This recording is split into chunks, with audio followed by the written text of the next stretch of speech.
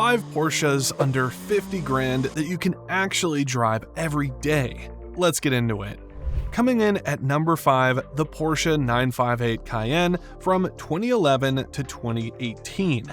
Now, before you click away because I mentioned an SUV, let me tell you something. This is the vehicle that saved Porsche from financial extinction back in the early 2000s. When they first announced they were making an SUV, purists lost their minds. They called it a betrayal. They said Porsche had lost its soul. And then the Cayenne became one of the best-selling vehicles in the company's history and funded the development of every sports car that came after it. So yeah, an SUV belongs on this list. The 958 generation was a complete overhaul from the original. Porsche made it almost 400 pounds lighter than before while adding more power and better technology. The base V6 produces around 300 horsepower, which moves this big machine with genuine authority. The S model brings a V8 with 400 horsepower, and if you want to feel ridiculous, the turbo delivers 500. 0 to 60 happens in 5.5 to 7.5 seconds, depending on your engine choice. That is genuinely fast for something that can tow 7,700 pounds and haul 60 cubic feet of cargo. Here's a fun fact. The Cayenne shares some suspension components with the Volkswagen Touareg and even the Audi Q7, but Porsche tuned everything differently. The steering feel, the suspension calibration, the throttle response, all of it got the Stuttgart treatment. You can actually feel the difference. Prices in 2025 sit between $20,000 and $40,000. Early 2011 to 2014 examples often come in under 30 grand with decent miles. Watch for transfer case leaks on higher mileage examples, air suspension failures that get expensive fast, and timing chain guide issues on the V8 models. Budget $2,000 to $3,000 annually for maintenance. Fuel economy hovers around 15 to 20 miles per gallon, so you'll become familiar with your local gas station. But if you need a Porsche that handles real life, kids, groceries, road trips, and the occasional boat trailer, this is your answer. Number 4 is the first generation Porsche Macan from 2015 to 2018. This compact SUV changed everything for Porsche. It brought younger buyers into the brand, it brought more women into the brand, and it generated profits that helped fund the Taycan electric program that Porsche is now, ironically, scaling back as the company navigates some serious corporate turbulence. The Macan shares some architecture with the Audi Q5, but here's the thing that most people miss. Porsche basically rebuilt the entire vehicle. Different suspension geometry, different steering rack, different engine tuning, different transmission calibration. They kept the basic skeleton and changed everything that actually matters for driving. The result is an SUV that handles like a tall, hot hatch. The base model comes with a 2.0-liter turbocharged 4-cylinder making 252 horsepower. The S upgrades to a 3.0-liter V6 with 340 horsepower, and that is the engine most enthusiasts recommend. Every Macan gets all-wheel drive and Porsche's PDK dual-clutch transmission, which fires off shifts faster than humanly possible. Fuel economy runs 17 to 20 city and 23 to 25 highway. Prices range from $25,000 to $45,000 depending on mileage and options. The original window stickers on loaded examples often exceeded $70,000, so you're getting serious depreciation savings. Common issues include timing chain tensioners that can fail around 80,000 miles, various oil leaks from seals that dry out, and infotainment glitches that are annoying but not dangerous. Annual maintenance runs about $1,000 to $2,000. The Macan gives you 57 cubic feet of cargo space, a genuinely luxurious interior, and the ability to carve through your favorite back road on Sunday morning.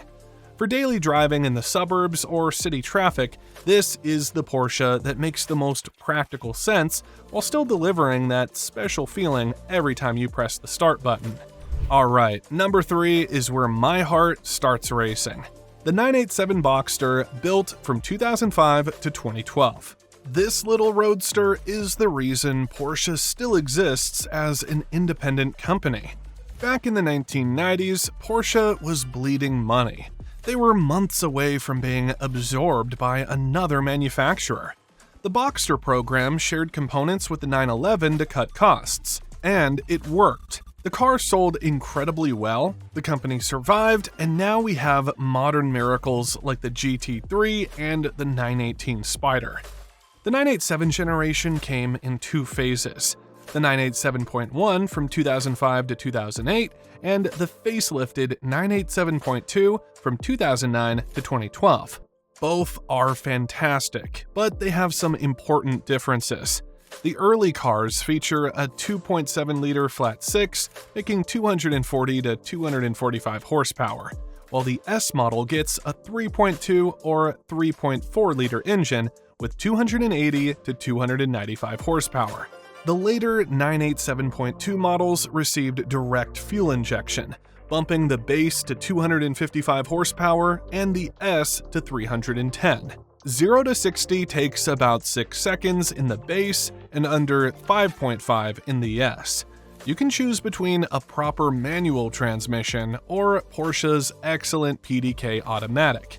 The mid-engine layout puts the heavy bits right in the center of the car. This gives you a 45 to 55 weight distribution that feels almost magical through corners. The hydraulic power steering communicates everything the front tires are doing. This is analog driving at its finest, the kind of experience that modern electric power steering systems struggle to replicate. Now, here's what you absolutely must know. The 987.1 models have something called IMS bearing failure. The intermediate shaft bearing can seize up and destroy your entire engine with zero warning. Retrofit kits cost $2,000 to $3,000 and should be done during any clutch replacement. Rear main seal leaks are common too, potentially contaminating your clutch and costing $1,000 to $2,000 to fix. The air oil separator fails on these cars, causing smoke and rough idle, with repairs around $500 to $1,000. Later, 987.2 models eliminated the IMS concern through engineering changes, which is why they command higher prices. Speaking of prices, entry-level 987.1 base models start around $15,000, while pristine 987.2 S models climb to $45,000. The rare Spider Special Edition commands $55,000 to $70,000 for low-mileage examples. You get 2 small trunks totaling about 10 cubic feet, enough for a weekend getaway or a serious grocery run. The convertible top opens in 12 seconds. Fuel economy ranges from 18 to 22 city and 26 to 30 highway, which is reasonable for something this fun. Budget $1,500 to $2,500 annually for maintenance. With proper care, these cars routinely exceed 150,000 miles. Number 2 is the coupe version of that same brilliance. The 987 Cayman from 2006 to 2012. This car has a cult following for good reason. Some people, myself included, think the Cayman actually handles better than the 911 from the same era. The mid-engine layout just makes sense for a pure sports car, and the fixed roof adds structural rigidity that makes everything feel more precise. Here is an interesting piece of history. Porsche allegedly limited the Cayman's power output to prevent it from embarrassing the 911 in magazine comparison tests. Whether that is true or corporate legend, the fact that people believe it tells you something about how good this chassis really is. Specifications mirror the Boxster almost exactly. The 987.1 base makes 245 horsepower. The S makes 295. The 987.2 bumps those to 265 and 320 respectively. The Cayman R from 2012 is the special one, with 330 horsepower, a fixed rear spoiler, and weight reduction throughout. That car hits 60 in 4.7 seconds and costs north of $50,000 today. All the same mechanical issues apply. IMS bearings on early cars, rear main seal leaks, air oil separator failures, and cooling system wear around 60 to 80,000 miles. Bore scoring is actually more common on Cayman S engines because owners tend to rev them harder. If the cylinder walls wear unevenly, you could be looking at an engine rebuild costing $10,000 or more. Always get a pre-purchase inspection from a specialist. Prices run from $20,000 for base models up to $45,000 for S variants. The coupe body gives you about 15 cubic feet of total storage, which is actually more usable than the Boxster since you do not have a folding top mechanism eating into your trunk space. Ground clearance sits at 4.3 inches, so watch those steep driveways and aggressive speed bumps. The Cayman is arguably the better daily driver if you do not care about open-air motoring. The cabin stays quieter on highway trips, the structure feels more solid, and you get the same phenomenal steering and handling. This is the affordable mid-engine Porsche that enthusiasts have loved for nearly 2 decades. And recent corporate struggles at Porsche HQ have done nothing to diminish its reputation among true driving fans. And number 1, the car that needs absolutely no introduction, the 997.1 Porsche 911 Carrera from 2005 to 2008. This is the generation that brought back the round headlights after the 996's controversial design decisions. It represents the last of the truly analog 911s before everything went digital. And right now, you can own one for under $50,000. The 911 is the car that defines Porsche. When the company recently announced they would keep building combustion engines for their sports cars instead of going fully electric, enthusiasts around the world exhaled. The soul of Porsche lives in that rear-mounted flat 6, and the 997.1 captures that soul perfectly. The base Carrera comes with a 3.6-liter flat 6, making 325 horsepower. The S model gets a 3.8-liter with 355 horsepower.